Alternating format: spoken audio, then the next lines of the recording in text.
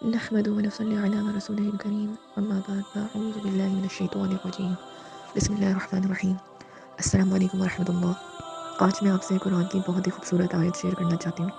ویسے تو تمام آیت بہت خوبصورت ہے، باقی اللہ کی ذات کی ایک کرامت ہے کہ انسان کے دل میں کوئی آیت اتر جائے، وہ اس کی برکت اور اس کی عطات ہے صرف اور صرف۔ تو کیونکہ اس آیت نے میرے دل میں اثر کیا اور مجھے اتنی توفیق دی کہ میں آپ لوگوں سے شیئر کروں، تو یہ سورہ فاتر کی آیت نمبر 32 ہے، جس میں اللہ تعالیٰ فرما رہا ہے کہ ہم نے اس کتاب یعنی قرآن مجید کا وارث اپنے بندوں میں سے ان کو بنایا جنہیں ہم نے چن لیا تھا۔ اب آپ یہاں پر دیکھیں اور سمجھیں کہ اللہ تعالیٰ یہاں پہ کتنی بڑی بات کہہ رہے ہیں، کتنی بڑی سٹیٹمنٹ دے رہے ہیں۔ اللہ تعالیٰ یہ بات ہمیں بتا رہے ہیں کہ میرے مختلف بندے ہیں، پورے انسانیت میں سے، پوری نوع انسانی میں سے کچھ چنے ہوئے بندے ہیں، کچھ میں نے چھان پٹک کری، اور پھر کچھ ایسے بندے چنے جو خاص تھے، اور وہ خاص بندے کون تھے؟ ان خاص بندوں کو میں نے قرآن کا وارث بنایا۔ اب وارث کیا ہے؟ وارث کی حیثیت کیا ہے؟ کسی بھی چیز کی اونرشپ آ جانا، اس کو کسی چیز کو اپنی ملکیت میں لے لینا اور اس کا حق ادا کرنا، اس کا خیال کرنا، یہ وارث ہی ہوگا۔ اب اگر ہم یہ کسی پراپرٹی کے حوالے سے بات کریں، والدین اپنے لاکھوں کروڑوں کی جائیداد کا وارث کسے سمجھتی ہے؟ اپنی اولاد کو، اور اپنی اولاد کو وہ حقدار اس لیے سمجھتی ہے کہ تاکہ ہماری جو جمع پونجی تھی، ہم نے جتنا کمایا اس سے ہماری اب اولاد فائدہ اٹھائے، اس کو آگے لے کے چلے، ہماری لیگیسی کو بڑھائے۔ تو اس کا الٹیمیٹلی فائدہ کس کو ہو رہا ہے؟ اس کی اولاد کو۔ اولاد کو تو کچھ کیے بغیر یہ انعام مل گیا، گھر بیٹھے ایک جگہ بیٹھے بیٹھے کچھ ہاتھ پیر مارے بغیر اس کو دولت کے انبار مل گئے۔ تو اگر ہم اسی سائیکالوجی کو اس آیت پہ فٹ کریں تو اللہ نے ہم پر کتنی بڑی دولت نازل کری ہے، ہمیں کتنی بڑی نعمت سے نوازا، آپ سوچ سکتے ہیں؟ ایک ہوتی ہے دنیاوی دولت جو آپ کو پتہ ہے ختم ہو جانی ہے، ریت ہو جانی ہے ایک دن، اور ایک ہوتی ہے حتمی چیز جو کبھی مٹنی نہیں ہوتی، امورٹل جسے کہتے ہیں، کبھی ختم نہیں ہوگی، یہ وہ دولت ہے۔ اس کی تو ٹینشن ہی نہیں ہوگی آپ کو۔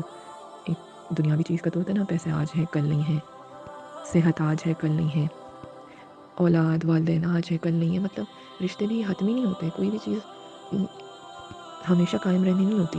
لیکن یہ ایسی چیز ہے جو قرآن جیسی کتاب جو ان لمیٹڈ پتہ نہیں کتنے بینیفٹس، دنیا ختم ہے، دنیا کی سوچ ختم ہے اور قرآن کی سوچ شروع ہے۔ قرآن تو اللہ کی کتاب ہے نا، یعنی اللہ تو سب کچھ جانتا ہے، اللہ کو تو پتہ ہے میرے بندوں کو کس چیز کی ضرورت ہے، کیونکہ آگے تو اس کا سلسلہ ختم ہے، نبوت کا، وحی کا سلسلہ ختم ہے، تو اللہ تعالیٰ نے سب کچھ ہی ایک کتاب میں اب انکلوز کر دیا ہے۔ اب اسی چیز کو اللہ تعالیٰ نے آخر تک چلانا تھا، تو اس پہ تو سارے ایسی چیزیں ڈیفائن کر دی گئی ہیں جو آگے پرابلمس آنی تھیں، جو پہلے زمانے میں پرابلمس ہوئی ہیں، جو ہو سکتی ہیں، تمام مسئلے اس میں ڈیفائن ہو چکے ہیں۔ تو یہ قرآن تو ایک لائف سٹائل ہے جو آپ کو بتاتا ہے آپ کو اس کی ضرورت ہے ہر حال میں۔ تو ایسی کتاب جو آپ کو دنیا میں بھی فائدہ دے رہی ہے اور آٹومیٹکلی اس کا فائدہ اس پر عمل کرنے سے آپ کو آخرت بھی مل جائے گی، تو اس سے بڑی دولت ہو کیا سکتی ہے؟ اور اس کتاب کا ذمہ آپ کو دے دیا، کتنی بڑی بات ہے یہ۔ دنیا میں کتنے لوگ ہیں جو آئے ہیں، آئیں گے، آنے والے ہیں، ان میں سے کتنے ایسے لوگ ہیں جو بیچارے بائی برتھ مسلم بھی نہیں ہوتے۔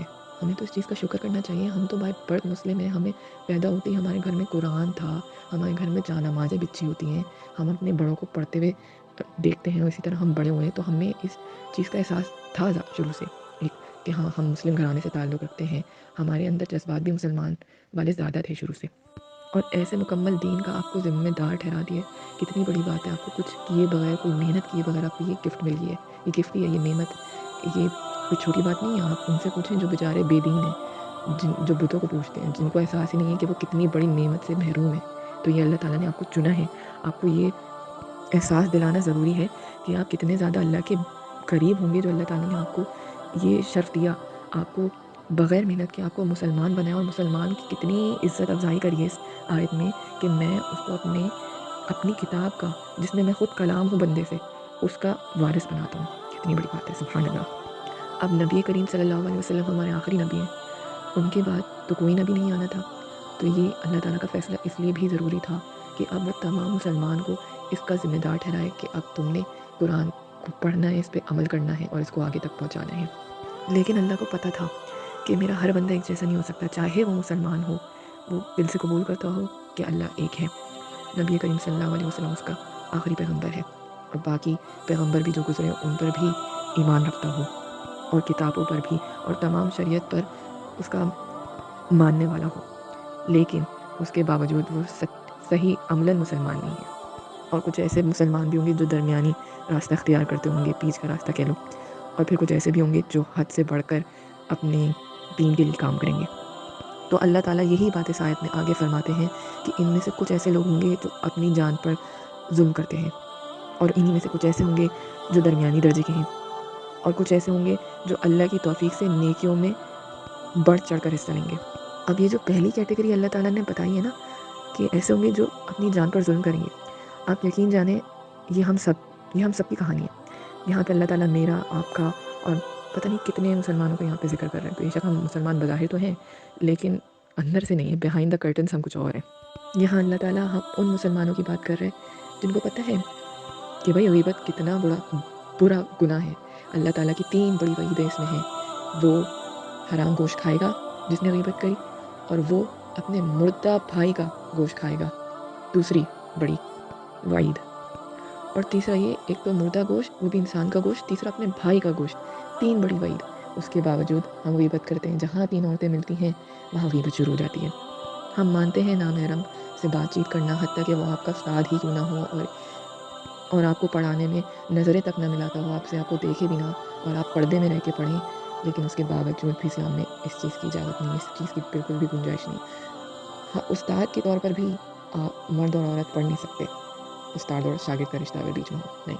उसके बावजूद हम को एजुकेशन में पढ़ते हैं, हम गैर मर्दों से दोस्तियाँ निभाते हैं, और माशाल्लाह तो हम बिल्कुल वेस्टर्नाइज़ होते जा रहे हैं। तो ये फ़र्क भी ख़त्म होता जा रहा है मर्द और औरत का बीच में, और बेहयाई इतनी बढ़ती जा रही है कि हाथ मिलाना, हाथ पकड़ना, गले मिलना, और ठट्टे लगाना, तालियाँ मारना, एक दूसरे से गाली गलौज दे के बात करना, ये तो आम बात है। यूनिवर्सिटीज़ में, कॉलेजेस में इतना ज़्यादा कॉमन कर दिया, नॉर्मलाइज़ कर दिया को एजुकेशन के, मर्द और औरत में एक हिजाब ख़त्म हो चुका है। मैं ख़ुद इस दौर से गुज़री हूँ, और अल्लाह ताला ने इस दौर से गुज़ार के मुझे एक मेरे अंदर शऊर की खिड़की खोली है। अल्लाह ताला मुझे इस चीज़ की तौफ़ीक देता रहे, आँखें बंद होने तक मुझे सही और गलत की समझ बूझ देता रहे, तो मैं और तकब्बुर से बचाए। तो इसलिए मुझे बहुत अच्छे से अंदाज़ा है कि को एजुकेशन का निज़ाम कैसा है। उसके अलावा हम जानते हैं कि डांस करना कितना बुरा है, लेकिन हम फैमिली एक जगह इकट्ठा होते हैं, मूवीज़ देख रहे हैं, और कोई गाना आता है वल्गर सा। अब तो वल्गैरिटी भी इतनी आम हो गई है कि छोटे-छोटे कपड़े में हीरो हीरोइन नाच रहे हैं। हम अपने माँ-बाप के साथ, अपने बहन भाइयों के साथ, छोटे-छोटे, बड़े-बड़े, सब जैसे भी सब देखते हैं वो मूवी एक साथ बैठ के, और कोई किसी पर कोई चीज़ गिरा नहीं गुज़रती। हत्ता कि हम अपने रिलेटिव्स, अपने फ्रेंड्स के सामने पूरी भरी महफ़िल में नाचते भी हैं उन गानों पर, और कोई शर्मिंदगी महसूस नहीं करते। और हम जानते हैं, हम बिल्कुल जानते हैं कि ये सब कितना गलत है। हम बिल्कुल जानते हैं मिक्स गैदरिंग्स में बहुत अच्छा सा औरतें सज-धज के तैयार होके जाती हैं इम्प्रेस करने दूसरों को। हालाँकि पता है हम घर में इस तरह नहीं रहते, हम अपने मर्दों के लिए इस तरह तैयार नहीं होते, क्योंकि कौन उनके लिए? वो तो रोज़ ही देखते हैं, हमें तो फ़ायदा तो है नहीं, इम्प्रेस तो हमने बाकियों को करना है अपना स्टेटस का इम्प्रेशन जमाने के लिए।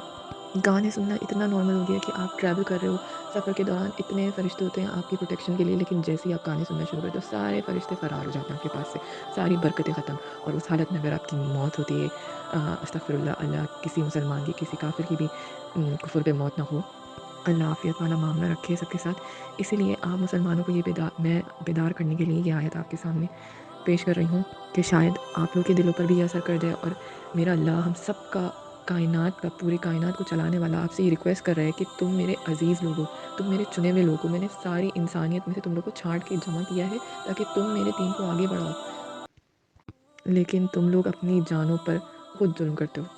अब यहाँ पे जुल्म से मुराद ये है कि अल्लाह ताला ये बता रहा है कि बेशक तुम मुसलमान हो, तुम कलमा गो हो, लेकिन तुम्हारा कलमा भी, तुम्हारा ईमान तुम्हें नहीं बचाएगा, क्योंकि तुम्हारे गुनाह इस कदर तवील हैं कि तुम्हें पहले अपने गुनाहों की सज़ा भुगतनी होगी। अब गुनाहों की सज़ा किस सूरत में भुगतनी होगी, ये तो अमाल ही बता सकते हैं, कि ऐसा कोई कबीरा गुनाह तो नहीं है जिसकी कोई माफ़ी नहीं होगी।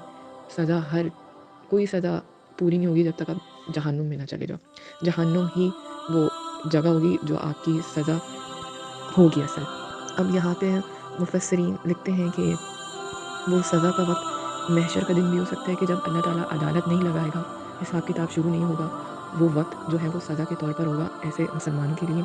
और वो इतना लंबा इतना तवील वक्त होगा कि पता नहीं कितनी सदियाँ, अरबों खरबों सदियाँ गुजर जाएंगी और वो महशर की सख्ती ख़त्म नहीं होगी। वल्लाही हम सबको पनाह मांगनी चाहिए इस अज़ाब से कि जो हम इस दुनिया की आग बर्दाश्त नहीं कर सकते। एक ज़रा सा छाला पड़ जाए जिस्म पे, जिल पे, वो हमें खलता है। ज़रा सी तकलीफ़ हो जाए जिस्म के किसी आज़ा पर, हमें वो बर्दाश्त नहीं होती। हम मुस्तकिल टैबलेट्स खा रहे हैं, इंजेक्शंस लगवा रहे हैं, कोई ऑइंटमेंट्स लगा रहे हैं कि किसी तरह हमारे उस जिस्म के हिस्से को सुकून मिल जाए, लेकिन बात नहीं बनती। चूल्हे की गर्मी हमसे बर्दाश्त नहीं हो सकती, हम छू नहीं सकते, उंगली लगा नहीं सकते, थोड़ी देर उंगली रखना तो दूर की बात है, तो वहाँ की गर्मी तो कई गुना ज़्यादा होगी। सोचते हुए भी मेरे रोंगटे खड़े हो रहे हैं कि हम इस लायक नहीं हैं कि हम ये सज़ा बर्दाश्त करें। और ये वो सज़ा नहीं है जब दोज़ख की आग में फेंके जाएंगे, ये दोज़ख से पहले वाली सज़ा है। तो ये इतनी हौलनाक होगी तो दोज़ख का तो सवाल ही नहीं पैदा होता, हम इमेजिन भी नहीं कर सकते। तो वो महशर की सख्ती हो सकती है या दुनिया दुनिया में उनको कोई दुनिया में उनको कोई सज़ा अल्लाह देगा तो आखिरत में भी उनको सज़ा मिलेगी। हो सकता है दुनिया में ना मिलेगी, तो अल्लाह के मामला अल्लाह बेहतर जानता है। लेकिन अगर कोई कबीरा गुनाह होगा तो उसकी सज़ा जहन्नुम नहीं होगी। वरना अगर कोई सगीरा गुनाह होगा, जैसे कि मैंने कुछ आपके सामने एग्जांपल्स रखी, लेकिन अगर हुकूकुल इबाद का मसला आएगा तो वहाँ अल्लाह माफ़ नहीं करेगा।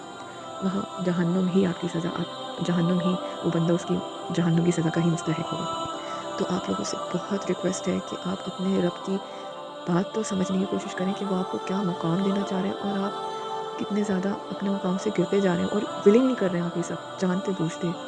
अल्लाह तो आपको इज़्ज़त बख्श रहा है कुरान में और बार बार पुकार रहे हैं कि मेरे बंदे आओ, तुम तो मेरे बहुत अहम बंदे हो, मेरे दीन की चिराग हो तुम, लेकिन ये तुम ही हो खुद जो अपनी जान पर जुल्म करते हो। दूसरी जो कैटेगरी अल्लाह ताला ने डिफ़ाइन की यहाँ पे, बीच का रास्ता जो लोग लेते हैं, ये वो लोग हैं जो कोशिश जिनकी ये होती है कि तमाम फ़र्ज़ पूरे करें, अल्लाह ताला की शरीयत के मुताबिक चलें, लेकिन कहीं ना कहीं इनकी रस्सी ढीली हो जाती है और ये फिर गुनाह कर बैठते हैं। इनमें ज़्यादातर वो लोग होते हैं जो अपने फ़राइज़ तो पूरे अंजाम देते हैं, लेकिन सुन्नत जो होते हैं, सुन्नत या नफली इबादतें कह लें, उन पर अमल नहीं करते मुकम्मल तौर पे। इन ऐसे मुसलमानों की तादाद पहले वाली ग्रोह से, पहले वाली कैटेगरी से कस्दन कम होती है। और तीसरी वो कैटेगरी अल्लाह ताला ने डिफ़ाइन की है जो अपने तमाम फ़राइज़ और वाजिबात सब अमल करेंगे, नफली और तमाम सुन्नतें अदा करेंगे सिर्फ़ अल्लाह की रज़ा हासिल करने के लिए। और दर हकीकी यही वो कैटेगरी है जो असल हकदार है कुरान मजीद की वारिस बनने की, और ये कैटेगरी सबसे ज़्यादा कम पाई जाती है मुसलमानों की। अगर आप इस आयत को देखें ना, तो ये अल्लाह ताला ने एक प्रोसेस भी हमें दिखाया है मुसलमान बनने का, कि पहला जो मुसलमान की पहली स्टेज है वो ये है कि वो अपनी जान पर खुद जुल्म करेगा। दूसरी स्टेज ये है कि वो कोशिश करेगा अपने रब के करीब आने की, और जब दोनों स्टेज पे कवर कर लेगा, वो उसको प्रैक्टिस हो जाएगी, वो स्ट्रगल करेगा इन दो स्टेजेस में, फिर वो तीसरी स्टेज तक पहुँचेगा कि वो अगर कुछ गुनाह करेगा भी तो फ़ौरी तौर पे अपने रब से रुजू करेगा, उससे तौबा करेगा, इस्तिग़फ़ार करेगा और फिर कोशिश करेगा मैं वो गुनाह वापस ना दोहराऊँ। और फिर अल्लाह ताला आगे ये भी फरमाते हैं इस आयत में कि ये बहुत बड़ा फ़ज़ल है, यानी कि सिर्फ़ कलमा गो होना, अल्लाह को एक मानना, उसके नबियों को एक्सेप्ट करना, पैगम्बरों को एक्सेप्ट करना, उनकी किताबों को एक्सेप्ट करना, तमाम फ़रिश्तों पर ईमान रखना, ये भी बहुत बड़ा फ़ज़ल है। इस पर भी इंसान शुक्र करे कि अल्लाह ने उसे ये तौफ़ीक दी, उसे इसके लिए चुन लिया कि वो मुसलमान बन जाए, वो मुसलमान बन गया। कुरान में अल्लाह ताला ये भी फरमाता है सूरह सबा में कि तुम ऐसे अमल किया करो जिनसे शुक्र ज़ाहिर हो, और मेरे बंदों में से कम लोग हैं जो शुक्रगुज़ार हों। यानी कि अल्लाह ये इस आयत में ये बात तो आई गई कि मुँह से शुक्र का इज़हार करें, लेकिन सिर्फ मुँह से करना इनफ नहीं है। कभी कभी हम किसी को देख के अपने मुँह से उसकी तारीफ़ कर देते हैं, लेकिन हकीकतन हम दिल में ऐसे नहीं सोचते, हमें दिल में नहीं होता कि ये अच्छा लग रहा है। हम सिर्फ हमारी नीयत ये होती है कि हम कोई बात इनिशिएट करें, इससे किसी तरह बात स्टार्ट करें। हाँ, अच्छे लग रहे हो, अच्छा ये ड्रेस कहाँ से लिया था? हाँ, असल नीयत हमारी ये होती है कि ये चीज़ इसने कहाँ से ख़रीदी, ये सेट इसने कहाँ से बनवाया, ये जूते ब्रांडेड हैं या फ़ेक हैं, ये नीयत होती है। तारीफ़ करना मकसद नहीं होती। तो ज़रूरी नहीं है आपने जो मुँह से अदा किए हों अल्फ़ाज़, वो आप कल्बी भी आपने वही आपकी नीयत हो, दिल से भी आप वैसे ही सोचते हो, वैसे ही आपकी नीयत हो, कैफ़ियत हो। तो मुँह से बोले जाने वाले अल्फ़ाज़ अक्सर कल्बी कैफ़ियत नहीं रखते। और अगर कोई बात आप करेंगे मुँह से और वो दिल से भी होगी, तो जिनके लिए आप दिल से वो काम दिल से आप कह रहे हो वो बात, तो आपके अमल से भी वो चीज़ ज़ाहिर होगी। अब इंसान किसी से मोहब्बत करता है, बेशक वो उसको ये जताता नहीं है मुँह से कि मैं तुमसे मोहब्बत करता हूँ, लेकिन action speaks more than words, कहते हैं ना कि किसी इंसान के लिए आपके जज़्बात वो कुछ करवा सकते हैं जो कोई नहीं काम ले सकता वो आपसे। इसलिए अल्लाह ताला भी ये कह रहे हैं कि अगर तुम मेरी नेमतों का शुक्र अदा कर रहे हो, तो ये तुम्हारे अमल से ज़ाहिर होगा, वरना उस शुक्र का कोई फ़ायदा नहीं है। اگر تم دل سے ادا کرو گے وہ شکر میرا تو ظاہر ہے تمہاری باقی چیزیں خود ہی ٹھیک ہو جائیں گی. تم میرے لیے سجدے میں بھی خود گرو گے, تم مجھ سے معافی بھی مانگو گے اپنے گناہوں کی. وہ سب ایک آپ کی عبادت سب مومنٹم میں آ جائے گی, کیونکہ اب آپ کا رشتہ جو آپ اپنے خدا سے تسلیم کرتے ہو وہ آپ کے دل سے ہے. آپ اس کو دل سے خدا مانگتے ہو, آپ کو دل سے اقرار کرتے ہو کہ یہ میرا رب ہے اور اس کے علاوہ میرا کوئی مددگار نہیں ہو سکتا, کوئی میری تکلیف نہیں سن سکتا, نہ سمجھ سکتا, نہ کوئی وہ مشکل حل کر سکتا ہے. تو آپ اپنی قدر خود پہچانیے, جانیے کہ اللہ تعالیٰ نے آپ کو کتنا بڑا شرف عطا کیا ہے. جو کام اس نے اپنے پیغمبروں کو دیا تھا وہ کام آپ کو دیا ہے. اب ان میں سے کچھ لوگ ایسے بھی ہوتے ہیں کہ ہم کیسے اپنے دین کا کام کریں, ہم کیسے قرآن کی بات آگے پہنچائیں. تو ضروری نہیں ہے کہ آپ تبلیغ کریں, اگر آپ نہیں کر سکتے تو آپ کا ظاہر ہی ایسا ہونا چاہیے کہ دین کا میسج آپ کے ظاہر سے خود پہنچ جائے دوسرے کے دماغ میں. اب یہ کیسے ممکن ہے؟ سب سے بڑی مثال آپ کی اخلاق ہے. کفار کہتے ہیں کہ اسلام پھیلا ہے تلوار کے زور پہ. ہمارے علماء کرام کہتے ہیں کہ ہمارا دین اسلام پھیلا ہے اخلاق سے. نبی کریم صلی اللہ علیہ وسلم کا اخلاق ہی تو تھا جو تمام لوگوں کو دل پر جا کے اثر کیا. وہ اسلام کی طرف راغب ہوئے, انہوں نے اسلام قبول کیا. تو آپ بھی نبی کریم صلی اللہ علیہ وسلم سے سیکھیں, ان کی سیرت پڑھیں اور یہ اپنائیں. چھوٹی چھوٹی باتوں پہ جھوٹ نہ بولا کریں. عورتیں حجاب میں رہیں, پردے کا خیال کریں. آپ کا عبایا پہننا, آپ کا پردہ کرنا سب سے بڑا میسج ہے دوسروں کے لیے. مجھے نہیں یاد, میں بہت سی شادیوں میں گئی ہوں اور جب میں پردہ نہیں کرتی تھی, لیکن میں آج اچھی طرح یاد کر سکتی ہوں کہ کون عورت تھی جس نے بھری مکس گیدرنگ میں, جہاں پہ لوگوں نے, لڑکیوں نے بڑے آرام سے بے پردہ کپڑے پہنے ہوئے ہوتے تھے, اور وہاں پہ جو ایک بندی اسٹینڈ آؤٹ کرتی تھی نا, صرف وہ ہوتی تھی جو باحجاب ہوتی تھی, جو پردے میں ہوتی تھی. اور مجھے نہیں ریکال کہ کس نے کیا پہنا تھا اس وقت, کتنے مہنگا جوڑا خریدا تھا, کہ کون سے برانڈ کا خریدا تھا, کتنا مہنگا زیور بنوایا تھا, کہاں سے بنوایا تھا. لیکن مجھے یہ یاد ہے کہ اس طرح کی محفل میں وہ فلاں عورت پردے میں تھی, وہ عبائے میں تھی, وہ نقاب میں تھی. واللہ یہ چیز ایسی ہے کہ ہماری فطرت اس چیز کو قبول کرتی ہے. اللہ تعالیٰ نے ہماری تخلیق ہی ایسی کری ہے.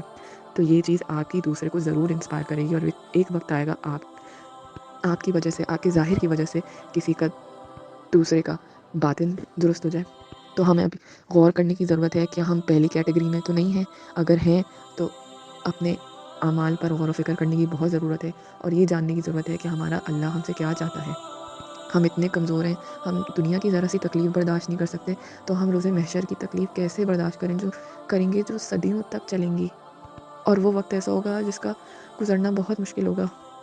اسی صورت میں سورہ فاتر میں اللہ تعالیٰ نے فرمایا ہے آیت نمبر 37 میں کہ تمہیں ایک عمر دی تھی میں نے, اس میں تم نے سوچنا سمجھنا تھا, اور تمہارے پاس تو خبر کرنے والا بھی آیا تھا. آگے ہم یہ کوئی ایکسکیوز نہیں دے سکیں گے اللہ تعالیٰ کو کہ ہمیں عذاب سے بچا لے. عذاب تو وہ ملے گا, جو ہم نے گناہ جتنے کرے ہیں اس کا ہمیں عذاب بھگتنا پڑے گا. تو اس وقت کوئی ایکسکیوز نہیں چلے گی, کیونکہ اللہ تعالیٰ نے آگے ہی کلیئر کر دیا ہے کہ تمہاری جتنی عمر تھی نا, اس میں نے تمہیں بہت ساری اپرچونیٹیز دی تھی کہ تم سوچتے سمجھ. سب سے بڑی اندیشہ کیا ہوتا ہے, اپنے آپ کو ٹھیک کر لو, صحیح راستے پر آ جاؤ, ہدایت حاصل کر لو. یہ کس طرح ہمیں پتہ چلتا ہے؟ اللہ تعالیٰ تو موقع سے ہمیں یہ بتا رہے ہیں. سب سے زیادہ تو موت سب سے بڑی اگزامپل ہے. اب تو موت کا ریشو اتنا بڑھ گیا ہے, ہر تھوڑے دن بعد کسی نہ کسی کی ڈیتھ ہو رہی ہوتی ہے. اب تو جوانوں کا نہیں پتہ ہوتا کہ کب کس کی خبر آ جائے. موت نہیں تو چلو کوئی بچہ پیدا ہوتا ہے تو یہ بھی اس چیز کی نشانی ہوتی ہے کہ کوئی بچہ آیا ہے, کوئی دنیا میں پیدا ہوا ہے, تو اس کو جانا بھی ہے ایک دن. کوئی آپ بوڑھا انسان دیکھتے ہیں, اس کو دیکھ کے آپ کو موت کا خیال آتا ہوگا. کسی کے سفید بال دیکھ کے اس چیز سے آپ کو اندیشہ ہوتا ہوگا کہ زندگی کتنی کم رہ گئی ہے. کسی کو ایسی بیماری میں دیکھ لینا جو تکلیف دے کے ساتھ ساتھ زندگی کی دن کم کر رہی ہے, تیزی سے انسان کا وجود ہی بگاڑ دیتی ہے. سب سے بڑا اندیشہ یہ کہ ہر کسی کو چلے جانا ہے, سب کی مہلت ختم ہو رہی ہے. اور یہاں خبردار کرنے سے مراد یہ نہیں کہ نبی پیغمبر کی بات ہو رہی ہے, یہاں پہ تمام ان لوگوں کی بات ہو رہی ہے جو آپ تک کسی نہ کسی طرح سے دین کا پیغام لے کر آئے ہیں. چاہے وہ آپ کی دوست, امی, کوئی کزن ہی کیوں نہ ہو جو آپ کو اس چیز پہ ٹوک رہی ہو کہ فلاں کام نہ کرو, اس طرح بے حجاب ہو کے باہر نہ جاؤ, غیر مرد سے بات نہ کرو, میوزک نہ سنو. کسی نہ کسی شکل میں اللہ تعالیٰ نے آپ کو یہ پیغام پہنچایا ہے. اگر میری آواز آپ تک پہنچ رہی ہے تو یہ اللہ نے آپ تک پہنچائی ہے کہ ابھی بھی وقت ہے, تم سیدھے راستے پر آ جاؤ, ورنہ کل کچھ نہ کچھ ایسا ہوگا کہ تمہاری زندگی مہلت ختم ہو جائے گی. پھر تم کیا کرو گے؟ پھر تو تمہیں جتنے اعمال تم نے کرے ہیں ان کے ساتھ تمہیں میرے پاس آنا ہے اور اس کا پورا حساب دینا ہوگا. نبی کریم صلی اللہ علیہ وسلم نے بھی اس آیت کے بارے میں ارشاد فرمایا ہے کہ جن لوگوں نے اپنے نفس پر ظلم کیا ہے تو وہ محشر کے پورے طویل عرصے میں رو کے رکھے جائیں گے. اور محشر کی گرمی ایسی ہوگی، اتنی تیز دھوپ ہوگی، اتنی زیادہ کہ آپ کا جسم چھالوں سے بھر جائے گا، وہ پیپ کے چھالے پھٹیں گے اور آپ کو سانس نہیں آئے گا۔ زندگی اور موت کی کشمکش میں ہوں گے آپ، اور یہ تکلیف آپ نے صدیوں تک برداشت کرنی ہے۔ کیا آپ ایسا کر سکتے ہیں؟ کیا آپ کینسر جیسے انسان کو دیکھتے نہیں ہیں کہ کس طرح سے وہ زندگی اور موت کے بیچ میں لڑ رہا ہوتا ہے؟ کیا یہ آپ صدیوں تک اس کیفیت میں رہ سکتے ہیں؟ نہیں۔ تو آج آپ کے پاس ٹائم ہے، آپ ہدایت کا راستہ چوز کریں اور اپنے آپ کو اپنے اوپر ظلم کرنے والوں میں سے بچا لیں، اور قرآن کو اپنا سچا وارث بنا لیں۔ قرآن کو پڑھیں، اس پر عمل کریں، اس کا حق ادا کریں اور اس کے سچے وارث بن جائیں۔ السلام علیکم ورحمۃ اللہ۔